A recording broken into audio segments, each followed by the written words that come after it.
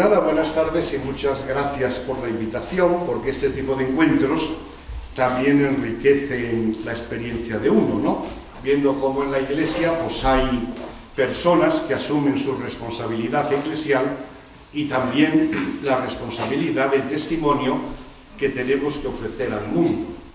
Claro, soluciones y estrategias y recetas, digamos, yo no voy a dar, porque luego cada circunstancia es la circunstancia, ¿verdad? Pero yo sí que pretendo al menos que nos demos cuenta del sentido del primer anuncio. ¿Qué papel tiene que jugar en nuestra pastoral y en nuestra vida cristiana y cuáles son sus raíces? La Pascua del Resucitado, el tesoro de la alegría del mundo, pues de algún modo responde a cuál es el contenido y cuál es el estilo del primer anuncio, que como escribía un autor, Xavier Morlans, que ha escrito algo sobre estas cuestiones, decía que era el eslabón perdido. Y lo que tenemos que ir haciendo poco a poco es recuperar este eslabón perdido en nuestra vida eclesial y en nuestra vida pastoral. Porque como saben ustedes, normalmente la actividad, digamos, de la Iglesia se suele clasificar en tres momentos. Primero, la fase misionera del encuentro con los no cristianos, luego viene la parte de la catequesis o el catecumenado, de la preparación para ingresar el tercer momento en la comunidad cristiana, ¿no?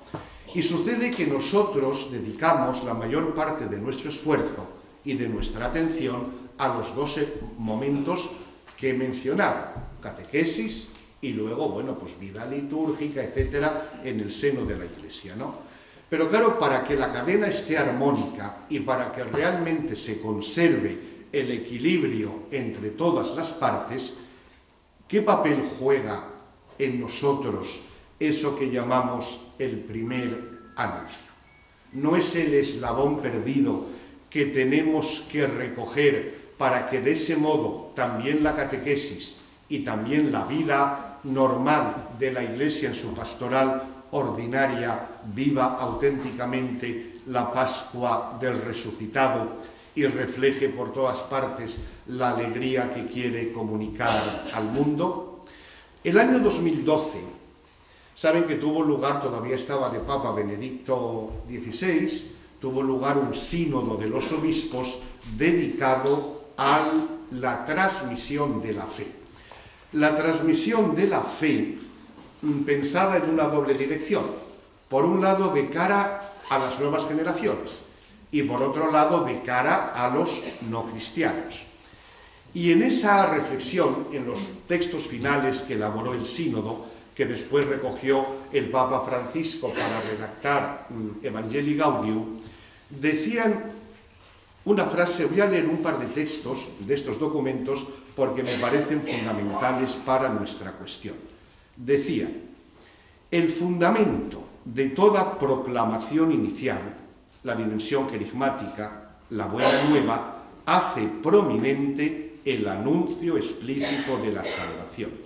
El primer anuncio es donde el querigma, el mensaje de la salvación del misterio pascual de Jesucristo, es proclamado con gran poder espiritual hasta el punto de provocar el arrepentimiento del pecado y una decisión de fe.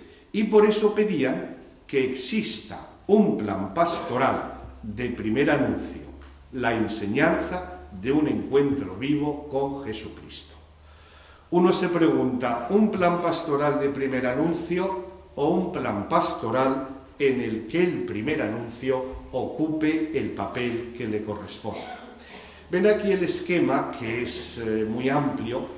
En algunos puntos voy a hacer simplemente alusiones, pero para que se vea la perspectiva de conjunto me parece que es importante señalar estos aspectos a la luz del texto que hemos leído, y luego otro texto me parece a mí fundamental también de este sínodo que comentaré después. En primer lugar, y de esto ayer ya les hablaron, por tanto no hay que insistir mucho en esa frase que ya decía Pablo VI en Evangelii Nuntiandi, que el gran drama de nuestro tiempo es la distancia entre la Iglesia o el Evangelio y la cultura, ¿no? Es precisamente el crecimiento de esta distancia lo que ha ido provocando en los últimos decenios en el conjunto de la Iglesia la llamada a la urgencia de la evangelización o de la nueva evangelización o también cada vez más recientemente del primer anuncio, precisamente porque en esa distancia hay cada vez más personas que se encuentran al margen del ámbito de la fe. Esta evolución de la cultura y de la sociedad que vivimos nos lleva a una situación en la cual la fe pierde su carácter de evidencia. Y esto me parece que es algo importante, ¿no? Simplemente que nos demos cuenta de que la fe no existe en un lugar como existen los árboles. Yo suelo decir a veces que en Burgos da la impresión de que la gente piensa que la catedral es tan antigua como el río Arlanzón. Y resulta que no. Hubo un tiempo en el cual existía el Arlanzón y no la catedral, porque no había una comunidad cristiana, ¿no? Y esta constatación nos ayuda a descubrir un aspecto fundamental que a veces no lo valoramos porque si pensamos que la fe se transmite de modo automático, igual que surgen las plantas, entonces olvidamos valorar que la fe es un acontecimiento de gracia y de libertad. Y esta experiencia en cada uno y en los demás debemos recuperarla y darle toda su importancia porque evidentemente desajusta, ¿no?, nuestro modo de situarnos, pero por otro lado nos permite entrar de un modo más genuino en lo que es realmente la revelación de Dios y la respuesta del ser humano en libertad. Ahí se produce el enorme misterio que experimenta cada uno, pero que tenemos que saber también que se experimenta en los demás, porque la fe no es algo que hay que dar por supuesto, no es algo que se da por descontado, es un milagro y es un acontecimiento. Entonces, cuando eso se produce, o cuando esta experiencia altera nuestro modo de situarnos ante la realidad en estos países nuestros, ¿cuál es la actitud que adoptamos? Porque se abre una alternativa, o bien seguir en la rutina o en la resignación como que no hubiera pasado nada, o por el contrario, recuperar el gozo de evangelizar y de comunicar la propia experiencia, ¿no? Y esta es la alternativa en la que yo creo que nos encontramos en la vida normal de las iglesias. Bien, una vez dicho esto, conviene mencionar los presupuestos para comprender el sentido del primer anuncio. Y entonces aquí también nos cuesta un enorme esfuerzo, pero hay que insistir. Cuando hablamos de primer anuncio, los que me oyen, ¿en quién piensan? ¿En el primer anuncio dirigido a nosotros? ¿O por el contrario, cuando hablamos de primer anuncio, estamos hablando de nosotros? Porque aquí también hay otra encrucijada. Si cuando yo digo primer anuncio, lo que estoy pensando, ahí están los otros, a ver cómo los convenzo, ya el proceso queda, a mi modo de ver, pervertido, ¿no? Y les voy a leer ese otro texto que comentaba del sínodo del año 2012, que viene precisamente en esta dirección. Decían los obispos: la cuestión del primer anuncio, o de nueva evangelización si quieren, no es una cuestión de estrategia pastoral, sino de verificación eclesiológica. Cuestiona a toda la Iglesia en su ser y en su vivir. Se refiere a la capacidad o a la incapacidad de la Iglesia para configurarse como real comunidad y como verdadera fraternidad. El primer anuncio no consiste en mirar al otro, a ver, repito, cómo lo convenzo o cómo lo atraigo. Es una cuestión que nos afecta a nosotros, de verificación eclesiológica.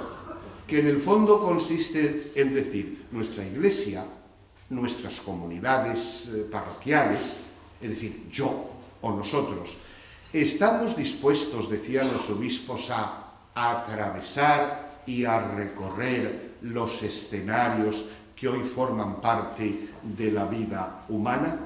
Por eso es por lo que no se trata fundamentalmente de métodos o de estrategias, sino de ver qué tipo de iglesia somos o cómo somos como iglesia, o si de verdad reflejamos lo que tiene que ser la iglesia. De tal manera que entonces veamos a la iglesia y por tanto a nosotros como iglesia, que nos veamos en el dinamismo de la evangelización. Después del Concilio Vaticano II se ha ido dando un proceso en el cual la evangelización ha pasado a formar parte de las preocupaciones, de las ideas, etcétera, fundamentales de la Iglesia. De tal manera que podríamos decir que la evangelización ha pasado a situarse en el corazón de la Iglesia, lo cual no está mal. Y a partir del Vaticano II, esta dinámica se ha ido acentuando y concretamente Evangelii Nuntiandi, que el Papa Francisco repite y alaba con tanta frecuencia, decía que la Iglesia existe para evangelizar. Incluso más decía, la alegría de la Iglesia está en evangelizar. Bueno, pero si ahí se ve que la evangelización pasa al corazón de la Iglesia, a mí me parece que estamos ahora en una situación en la que hay que dar el paso a ver que la Iglesia se encuentra en el corazón de la evangelización. La Iglesia surge del dinamismo de la evangelización. Y tendríamos que recuperar, así como hablábamos antes de un eslabón perdido, un gran eclesiólogo italiano, Severino Dianiz, habla de el momento mágico de la evangelización. Y él dice que no podremos entender lo que es la evangelización si no pensamos o nos situamos, y claro, es muy difícil en nuestros contextos, ¿no? Si no nos situamos en el momento en el cual no había iglesia. Claro, los misioneros, muchos tienen esta experiencia directa. Había un momento en que no había iglesia en Burgos, ni en Santander, y en Burgos estaba el río, y aquí estaba el mar, pero no había iglesia, y a lo mejor había gente. Entonces, el momento mágico consiste en descubrir por qué ha sucedido para que surja la iglesia. Evidentemente surge la iglesia pues porque alguien viene de fuera, un misionero, cuenta una historia, transmite una experiencia, convoca, etcétera, etcétera. Así surge la iglesia. Ahora, si damos por supuesto que la iglesia tiene que estar porque está desde siempre, no habremos conseguido entrar en esa dinámica de lo que es evangelizar, que es lo que hace que exista la iglesia y lo que hace que siga permanentemente la iglesia. Y entonces se plantea la pregunta, evangelizar entonces tiene que ser visto como un gozo o como una carga. Porque evidentemente si evangelizar es el gozo y la dicha de la iglesia, como decía Pablo VI, entonces lógicamente aquel que se siente miembro de la iglesia participa de esa magia de dar origen a algo que no existía o de participar en algo que está creando futuro o abriendo caminos, ¿no? Y aquí vemos de nuevo ese aspecto de la verificación eclesiológica. Sentimos el gozo de vivir en un tiempo en el cual, en vez de ser todos cristianos, hay gente que no es cristiana. Y por eso en ese momento nosotros sabemos que tenemos algo que aportar y algo que ofrecer. Entonces, desde estos presupuestos, creo que se puede entender el sentido genuino del primer anuncio, ¿no? Es decir, que la Iglesia va saliendo, va surgiendo, va existiendo en la medida en que ofrece este anuncio cuando la fe se hace comunicación y cuando la fe se hace oferta. ¿Por qué la fe no es algo que se transmite? Pues claro, si decimos, por ejemplo, transmisión de la fe, esa expresión ¿cómo suena en nuestras cabezas? Pues seguramente que yo tengo una cosa y se la paso a otro. La fe es un chisme, un aparato, una serie de verdades o qué sé yo, que lo cojo y se lo paso a otro. Pero claro, nos damos cuenta de que eso no es así, de que la fe no es una cosa. La fe es una experiencia. Como decía Benedicto XVI tan hermosamente al comenzar Deus Caritas es, y que también repite frecuentemente Francisco, la fe surge de un encuentro personal. Surge como un acontecimiento en el cual yo me encuentro con alguien, o mejor dicho, yo soy encontrado por alguien, y precisamente porque yo soy encontrado por alguien que me ha amado antes, es por lo que mi vida queda transfigurada y queda transformada. Y por eso podemos entender, y también en esto insistía, Benedicto XVI, ya cuando era teólogo, Ratzinger, en alguno de sus primeros libros, escribía algo que a mí me parece que es absolutamente fundamental, porque es ir al núcleo del primer anuncio. Él decía que la fe es en el fondo una experiencia de alegría. O dicho de otro modo, la alegría es la experiencia humana que mejor nos permite entender lo que es la fe. Porque si alguien me encuentra, y alguien me encuentra manifestándome un amor que me asombra y que me admira, entonces eso es lo que cambia mi vida y le da sentido y le da horizonte. Por tanto, no podría haber auténticamente cristiano que no parta de esta experiencia de alegría, ¿no? Y por tanto, esto es lo que constituye el núcleo del querigma.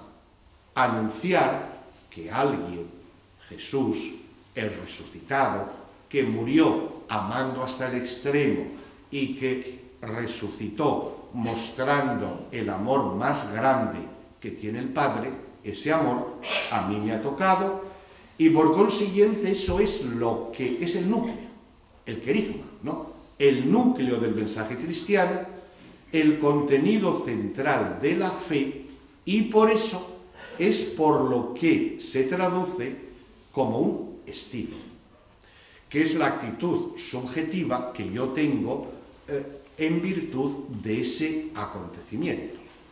Ya ven que si leen Evangelii Gaudium, el primer documento del Papa Francisco, se titula precisamente El gozo de evangelizar.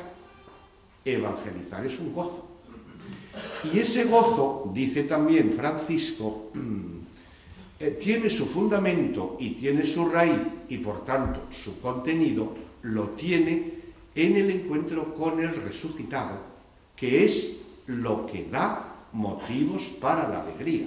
Por eso él insiste tantas veces, no os dejéis separar del resucitado, no os dejéis secuestrar la alegría de la resurrección. Y por eso ya ven con qué frecuencia, con ese lenguaje tan directo que tiene, pero en Evangelii Gaudium, cuántas veces habla del peligro de que haya cristianos que tengan cara de amargura o cara de vinagre, o que a veces podemos parecer piezas de museo, o que podemos parecer cristianos que vivimos en una cuaresma sin Pascua.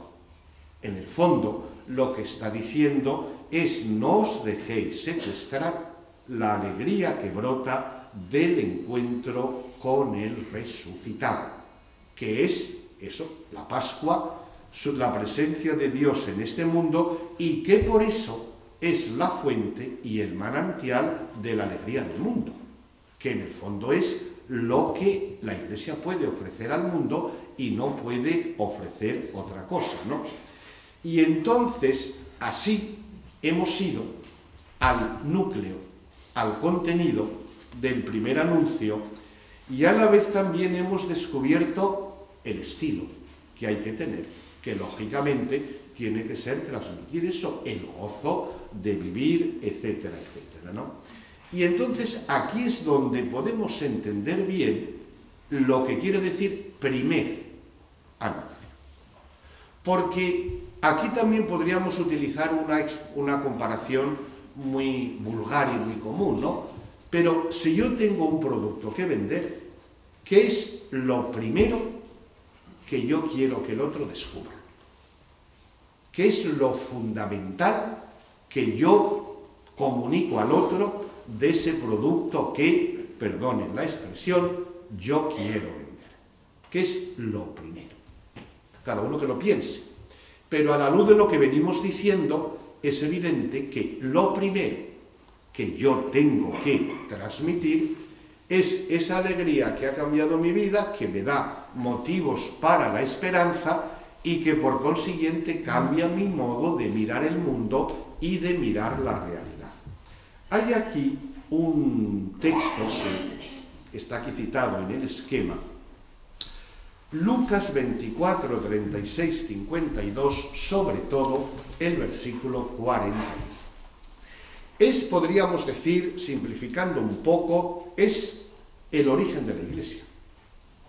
Y es también, podríamos decir, el itinerario que debe recorrer todo cristiano y toda comunidad eclesial. Es el pasaje aquel en el cual está después de lo de los discípulos de Emaús, cuando los discípulos se encuentran en el cenáculo con las puertas cerradas, llenos de miedo, después de lo que había pasado con su maestro, a ver qué sucede con nosotros. Esa era la preocupación de aquellos hombres, era lógico, ¿no? Y en aquel momento se aparece algo o alguien. ¿Qué será? Un fantasma. Porque claro, es algo inesperado, algo con lo que no contaban, algo que no estaba escrito en el guión. Y entonces, el versículo 21, que para mí es el fundamental, dice: y no podían creerlo por la sorpresa y la alegría. No podían creerlo por la admiración, por el asombro y por el gozo.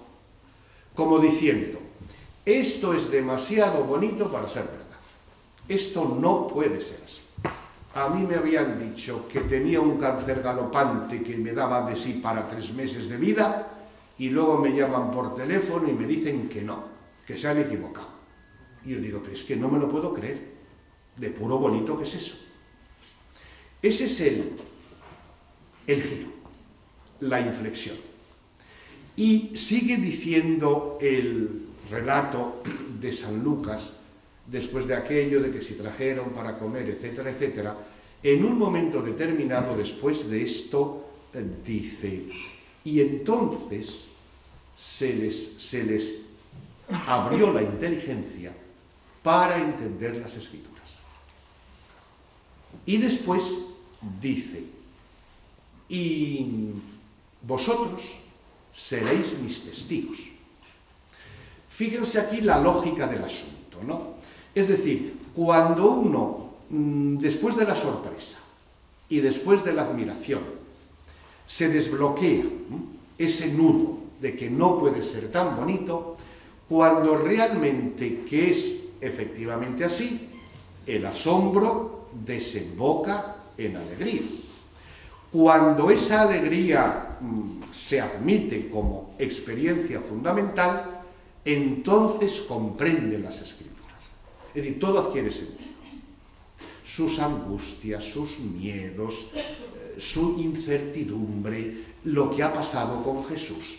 Todo adquiere una nueva luz. Y lógicamente, cuando adquieren esa luz, uno concluye: caramba, esa historia que viene contándose desde atrás, esa historia es también mi historia. Y yo, por tanto, tengo que ser protagonista. Por tanto, yo soy testigo de eso que he descubierto y que ha cambiado mi vida. El Evangelio de San Lucas acaba cuando dice, bueno, y los lleva fuera de Jerusalén, y Jesús asciende y tal, y desaparece. Y sorprendentemente, el Evangelio de San Lucas acaba diciendo, y se volvieron a Jerusalén llenos de alegría. Sorprende, ¿no? Jesús se ha marchado al cielo, ha desaparecido de su vista, y vuelven a Jerusalén llenos de alegría. El Papa Benedicto, en su Cristología, en esos 3 libros que escribió sobre Jesús de Nazaret, cuando habla de lo primero del Evangelio de San Lucas, ¿no?, de la Anunciación, dice: es sorprendente y curioso que el Evangelio empieza con la alegría y acaba con la alegría. Cuando viene el ángel a María, le dice: alégrate. Sí, te convoco a un acontecimiento de alegría. Y se cierra con una alusión a la alegría. Y el Papa Benedicto se pregunta, en la última página del libro que dedica a la pasión, muerte y resurrección, dice: ¿y cómo se explica que, habiendo desaparecido Jesús de la vista, sin embargo vuelven llenos de alegría? Y él dice, bueno, claro, es comprensible, porque ese Jesús que asciende con los brazos abiertos. Con esos brazos abiertos, él está abrazando el mundo. Y concluye, y esta es la razón última de la alegría cristiana. Punto final. Ya se acaba el libro. Ahí vemos, por tanto, que ese es el cogollito del mensaje cristiano, que se manifiesta en los orígenes y que, por tanto, si no nos situamos en ese momento originario, no podremos descubrir lo que es el sabor a Evangelio. En el Vaticano II, cuando los obispos rechazaron los documentos que habían preparado en Roma, un obispo alemán, Hermann Voll, dijo que esos documentos no podían pasar porque les falta sabor a Evangelio. Y el Papa Francisco, el Evangelii Gaudium, habla de que lo que nosotros transmitimos debe tener el olor a Evangelio. Y precisamente es por eso como vemos que el dinamismo y el gozo de evangelizar arranca de una experiencia originaria que nos afecta a todos, ¿no? Porque en el resucitado encontramos el manantial de esperanza y de felicidad, que es un modo de llamar a la salvación cristiana, ¿no? Estaban con las puertas cerradas, llenos de miedo. Y poco a poco, ese itinerario es lo que nos conduce al centro de la fe, ¿no?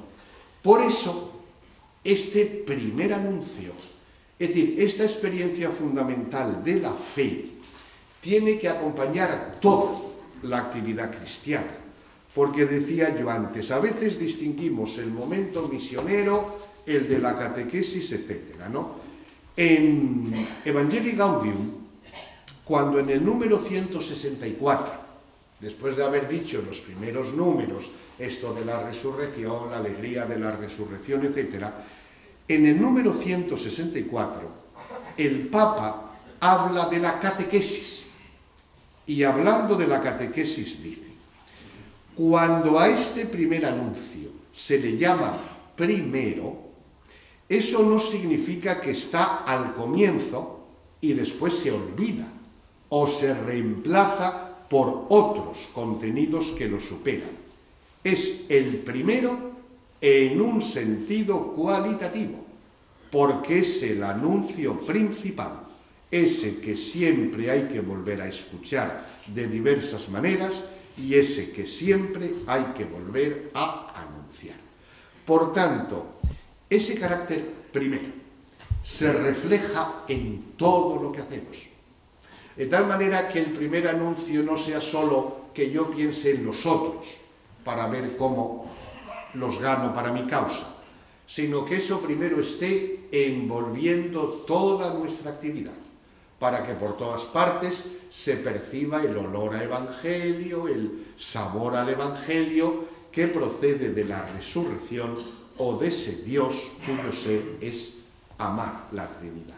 Bueno, en consecuencia, el discípulo que vive desde esta convicción, pues lógicamente queda constituido como misionero, es decir, en salida, sencillamente porque uno refleja lo que vive, porque uno rompe esa clausura, ese ensimismamiento o esa autorreferencialidad de que habla el Papa, porque todos nos damos cuenta de que siempre la alegría es intrínsecamente comunicativa.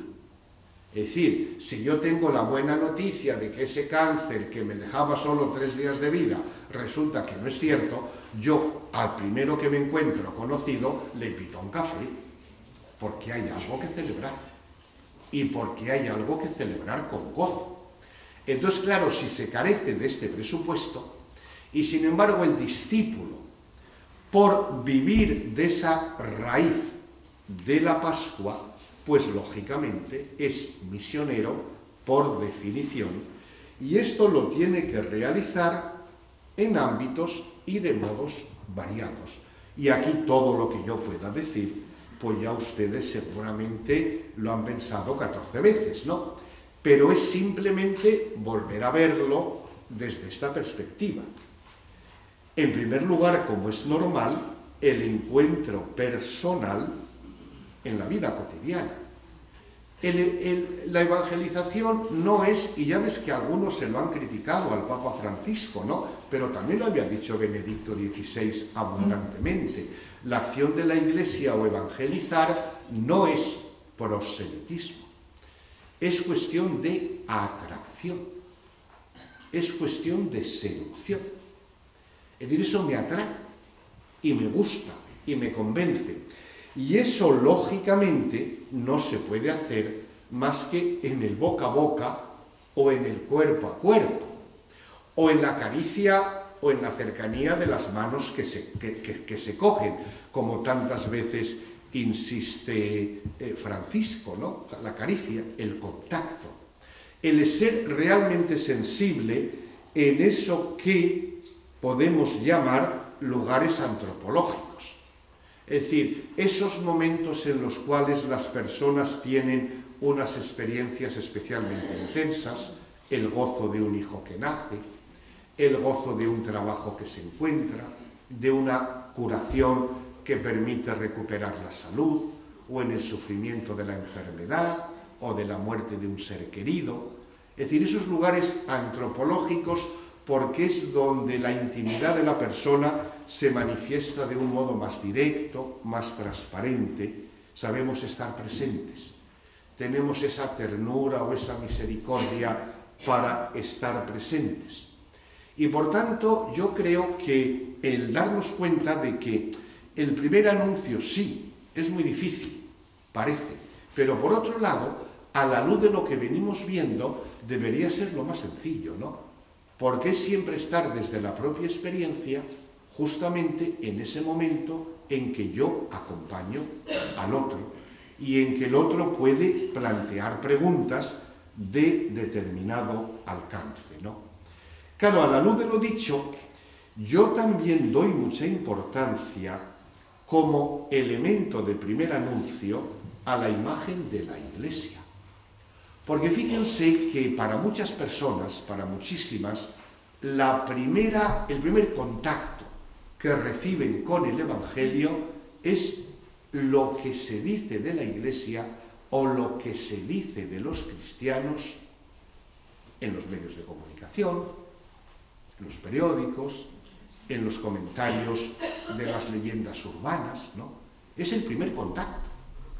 Y entonces, claro, ese primer contacto deberíamos cuidarlo más, porque la Iglesia, claro, desgraciadamente en determinados momentos los medios de comunicación acentúan noticias desagradables, ¿no? Pero bueno, también hay otro tipo de aspectos que los medios de comunicación reflejan: Cáritas, los misioneros, la solidaridad. Pero yo creo que eso deberíamos cuidarlo más, porque yo a veces suelo decir, claro, la comparación también es casi una blasfemia, ¿verdad? Pero si el Corte Inglés tuviera, por ejemplo, los voluntarios de Cáritas, los catequistas, los misioneros, tendríamos a esa gente presente hasta en la sopa. Hombre, y nosotros algo tendríamos que aportar de esos métodos, ¿no? Igual también que el estilo de las comunidades eclesiales concretas. El estilo. Y puede parecer un poco sarcástico, ¿verdad? Pero a veces creo yo que habría que trabajar más, pensando en el primer anuncio, trabajar más en el modo, el estilo, el funcionamiento, el modo de presencia de nuestras comunidades eclesiales concretas. Porque eso va a ser también el lugar de contacto con mucha gente, ¿no? Y claro, que vean que son comunidades, bueno, con todas las pequeñeces que tenemos, ¿verdad?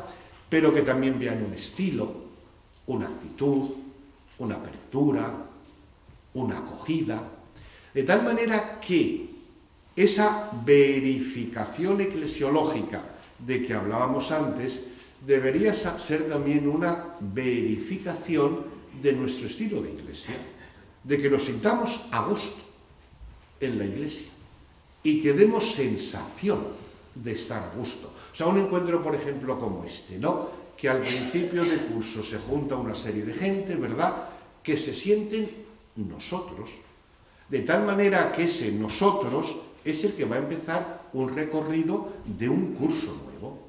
Entonces, el estar a gusto, el conocerse, el saber el nombre, todo este tipo de cosas, pues yo creo que es un elemento fundamental del primer anuncio. No solo porque los otros lo ven, sino también porque al sentirse a gusto en casa, uno habla con satisfacción de la propia casa y por tanto pues invita y acoge, etcétera, etcétera, ¿no? Y por eso también es lugar fundamental de primer anuncio lo que podríamos llamar los umbrales de la parroquia. Los umbrales de la parroquia, que son múltiples, porque a lo mejor por un lado podemos decir la parroquia es una institución pues muy estancada, etcétera, etcétera. Bien, pero por esas cosas de la vida, si la parroquia no va a la misión, las fronteras de la misión pasan por delante de la parroquia, porque cantidad de gente pasa. Y entonces me gusta recordar una frase muy bonita de Monseñor Banque, obispo que fue de Erfurt en la entonces Alemania Oriental, y decía: a nuestra Iglesia Católica en Alemania le falta algo. No es el dinero, tampoco creyentes. Le falta la convicción de poder ganar nuevos cristianos. Es nuestra carencia más dolorosa.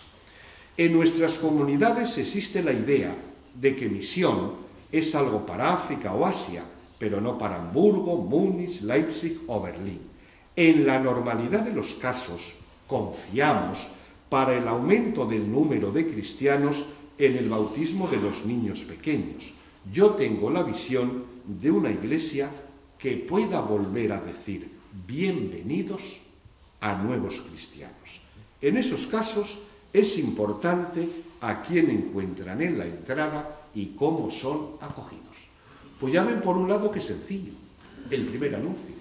Esos que asisten a un funeral y no van a la iglesia, o los padres que vienen, vete a saber por qué, a pedir el bautismo, o a pedir la inscripción en la catequesis, o gente que pasa por la acera y simplemente entra a ver qué hay dentro. O sea, el poder encontrar a alguien que diga, bienvenidos. Ya ven qué experiencia humana más normal. Y esto, por eso vuelvo a lo mismo, ¿no? Que el primer anuncio, sí, es muy difícil, por un lado, pero por otro lado es lo más elemental, ¿no? Y luego, claro, lógicamente, había que aludir a los escenarios socioculturales, la economía, y suscitar empresas o iniciativas de economía que tengan la solidaridad, la generosidad, el don como característica propia, promovida por cristianos, en el campo de la cultura y de la educación, en las periferias y situaciones de irredención. En esto no me entretengo, pues porque es mucho más conocido y visible, ¿no? Simplemente querría ya para finalizar recordar una analogía del cristianismo primitivo, porque es curioso que, visto lo que ha sido la historia, hay muchos sociólogos e historiadores que, aunque sean agnósticos, se preguntan cómo es posible que aquel grupo de gente que veíamos antes en el cenáculo, que estaban perdidos y despistados, ¿verdad? ¿Cómo es posible que de aquel grupo de gente surgiera una dinámica que acaba convirtiéndose en esta gran Iglesia católica que tenemos hoy por todo el mundo, ¿no? Y yo creo que se pueden reducir a tres las razones que fundamentalmente dan. Y repito, no precisamente gente creyente. Y yo creo que son tres actitudes que, aunque parezca que no se nota mucho, la Iglesia tiene que seguir proclamándolo, porque es una gran aportación en este campo de la presencia pública de la fe y del primer anuncio. En primer lugar, proclamar un Dios único como garantía de la hermandad universal. O sea, en un mundo dividido, enfrentado, seguir proclamando al Dios único es la garantía de la dignidad igual de todos los seres humanos y, por tanto, de la fraternidad. Y esto, a largo plazo, creo que es una aportación fundamental. En segundo lugar, la esperanza que rescata del sinsentido y del absurdo, ¿no? ¿Somos simplemente materia? ¿Somos juego de un engranaje puramente biológico? ¿O por el contrario, la fe abre un horizonte de esperanza y por tanto de dignidad del ser humano? Y en tercer lugar, el amor evidentemente que se abre a todos sin condiciones. Estas tres características, por ejemplo, aparecen muy destacadas en un libro, ya ven qué título más significativo tiene, de un tal Dodd, allá por el año 60 y tantos, y él es agnóstico, ¿no? Y el libro se titulaba Cristianos y paganos en un mundo lleno de angustia. Es decir, aquel mundo del Imperio Romano que parece que se estaba hundiendo, que los pilares no aguantaban, había angustia. Y sin embargo, la fe cristiana supo proclamar esto, precisamente porque iba al encuentro de los grandes problemas del momento, ¿no? Y yo creo que en nuestro mundo, a pesar de todo, pues eso, hay angustias y tristezas, y la Iglesia tiene que proclamar con convicción, en la teoría y en la práctica, estas tres banderas, porque eso también creo yo que hoy es modo de evangelizar y de proclamar el primer anuncio.